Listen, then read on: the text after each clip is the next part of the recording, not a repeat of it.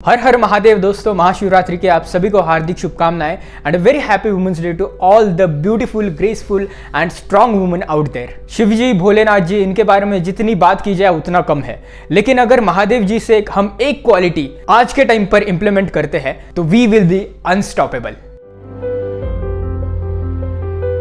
ऐसा कितनी बार होता है कि एक सिचुएशन में हमें बहुत गुस्सा आता है और हम गुस्सा कर भी लेते हैं, फिर बाद में हमें लगता है कि अरे कुछ ज्यादा ही गुस्सा कर लिया। Same goes with grief. एक ही चीज पर हम बार बार रो लेते हैं और सिर्फ नेगेटिव इमोशंस के बारे में बात नहीं हो रही है। कभी कभी क्या होता है कि एक्साइटमेंट में आ जाते हैं और कुछ प्रॉमिस करते हैं, लेकिन वो प्रॉमिस पूरा ही नहीं कर पाते। होता है ना। इन शॉर्ट, हमारे इमोशंस, हमारे इंटेलेक्ट, हमारे अवेयरनेस को दबा देते हैं and that's why we end up doing something जो हमें नहीं करना चाहिए था। अब देखा जाए तो हमारे महादेव भी बहुत इमोशनल है, भावुक है। कभी किसी पर प्रसन्न हो जाते हैं तो वरदान दे देते हैं, कभी रुष्ट हो जाते हैं तो तीसरी आंख खोल देते हैं। पर क्या महादेव हमारे इंसानों की तरह इमोशनल है? महादेव इमोशनल है, but with a third person awareness. अब ये थर्ड पर्सन अवेयरनेस क्या होता है समझ लेते हैं। थर्ड पर्सन अवेयरनेस यानी कि आप किसी सिचुएशन में हो और आप अपने आप को ऑब्जर्व कर रहे हो, आप अपने इमोशंस को ऑब्जर्व कर रहे हो और उन्हें लेट आउट कर रहे हो एक कंट्रोल्ड वे में। यानी फॉर एग्जांपल, अगर आपको किसी पर गुस्सा आ रहा है तो आप गुस्सा कर रहे हो, लेकिन आप ऑब्जर्व भी कर रहे हो कि हाँ यार, कितना गुस्सा करना चाहिए। यानी वो गुस्सा बैलेंस फॉर्मेट में बाहर आ रहा है, बिकॉज इमोशंस लेट आउट करना भी जरूरी है ना। Now how can you generate this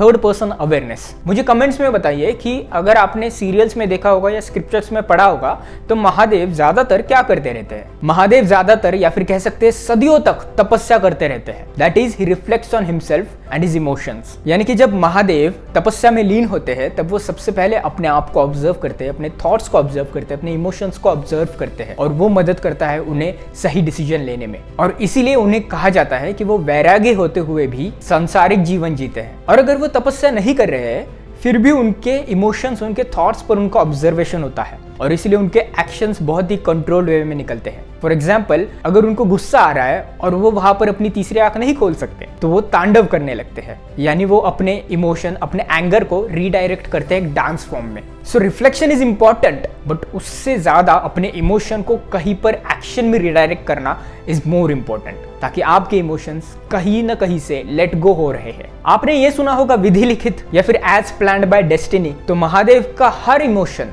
her expression या हर एक्शन उन्हीं से प्री प्लान रहता है। So if you want to generate third person awareness, you have to reflect upon yourself. यानी आप जितना ज्यादा अपने थॉट्स को, अपने इमोशंस को साइलेंस में ऑब्जर्व करोगे, उतना ही ज्यादा सिचुएशंस आने पर उन्हें कंट्रोल्ड वे में बाहर निकाल पाओगे।